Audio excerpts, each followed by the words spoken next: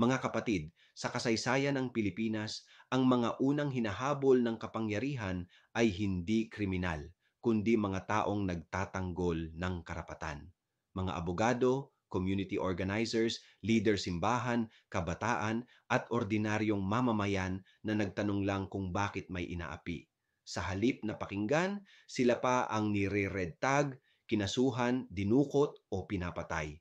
Dahil sa mata ng mapang-aping estado, ang nagmamahal sa bayan ay mas delikado kaysa magnanakaw.